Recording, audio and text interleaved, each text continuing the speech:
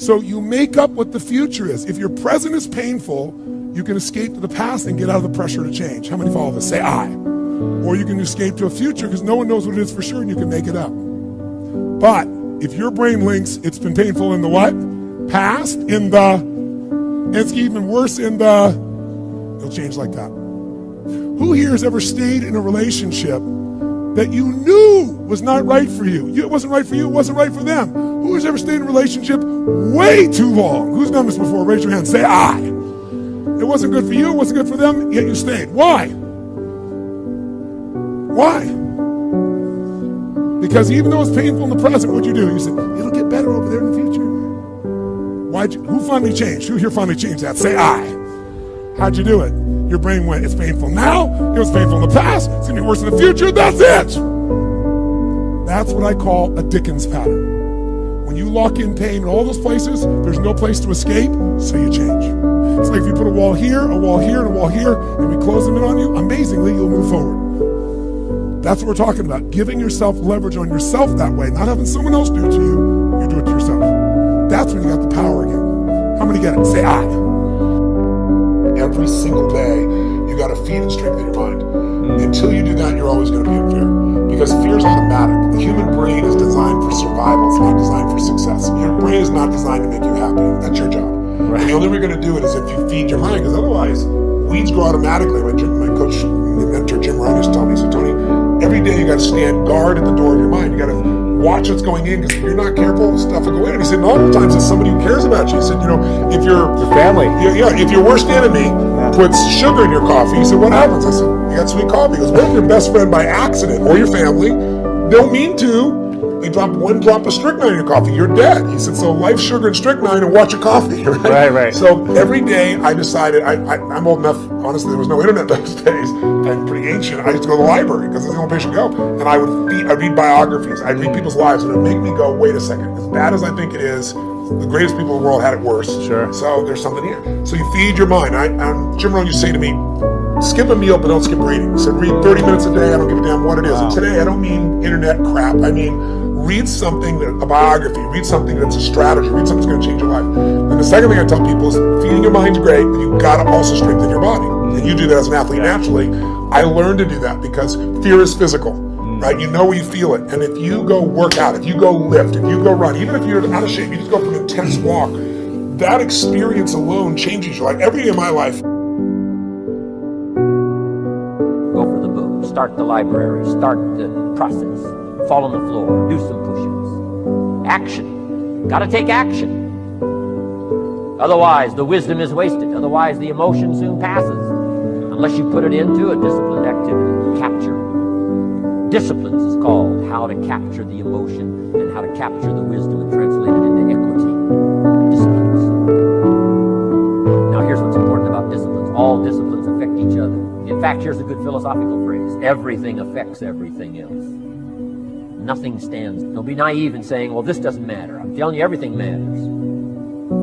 There are some things that matter more than others, but there isn't anything that doesn't matter. We all pity the man who says, well, this is the only place I let down. Not true. Key to take home. Every letdown affects the rest of your performance. Every letdown affects the rest.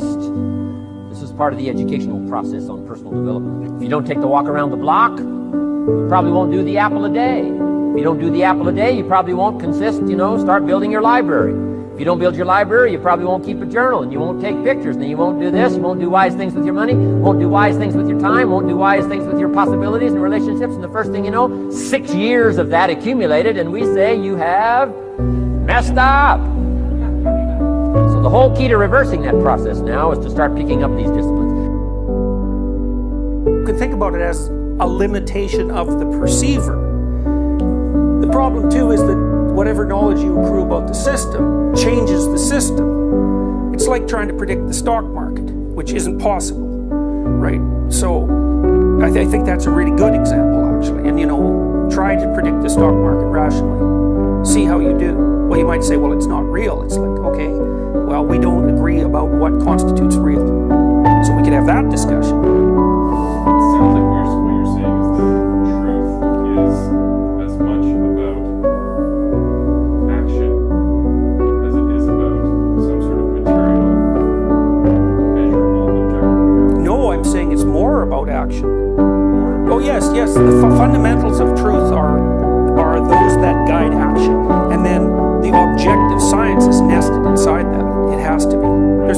around that. Okay, so that I think is really central, because everything, in my mind, everything has a meaning and a lot of it flows from there.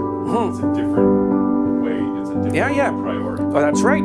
That's right. Maybe we can elaborate that a little bit. Okay, well, then we could do that Darwinian. Let's do it from a Darwinian perspective. Okay, so first of all, there's the single cell animals, we'll say. Well, we don't have to talk about them. What we're going to start to talk about is animals that have a sufficiently complex nervous system to have to respond to the social environment, which would be made out of conspecifics often. So lobsters are a perfectly good place to start. It's like there's a lobster and then there's another lobster, and maybe they're alone. Well, then they only have to solve the problem of being one lobster. But then as soon as you put them together, they have to solve the problem of being two lobsters in the same space. And then maybe there's 100 lobsters in the same space. So then the question becomes, how do you organize lobster behavior when most of the environment consists of other lobsters behaving?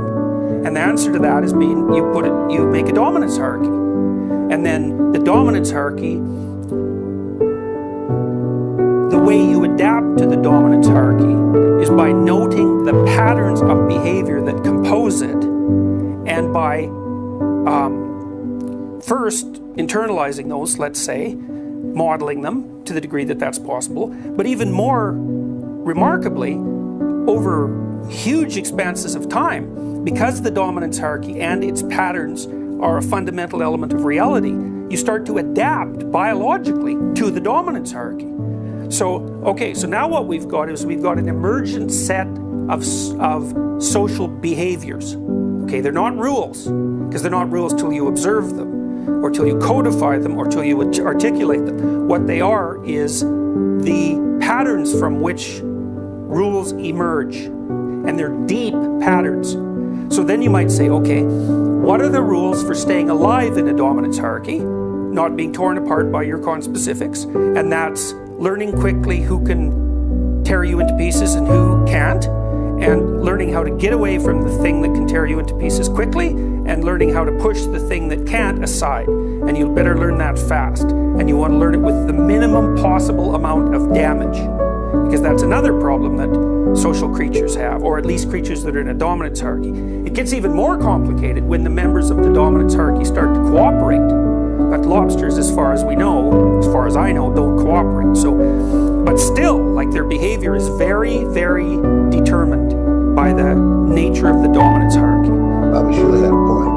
Tough times never last. What tough people do, we are tough. Young people, you can call me an old head if you want to. I don't care anything about that name calling. No, I'm saying, think. The people who are polluting this conversation is not for you. You're going on to do something else. You have no intention of doing the right thing. You're just thinking how you can take advantage of the situation and break in someplace else and run away with some stolen goods because you're a criminal and you deserve to be locked up. You have something special. You have greatness in you, and I'm sticking to it. I've been waiting. I've been watching.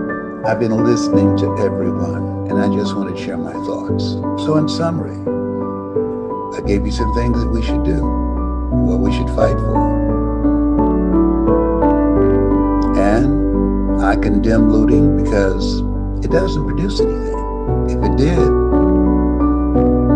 we will have the changes that we want. But I also know there's no change.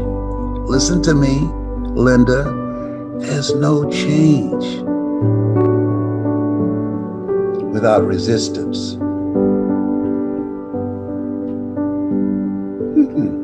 All major change, there was some violence involved.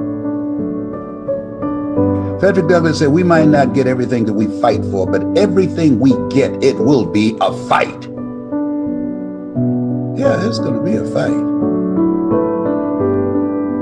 Yeah. We're going to fight a good fight.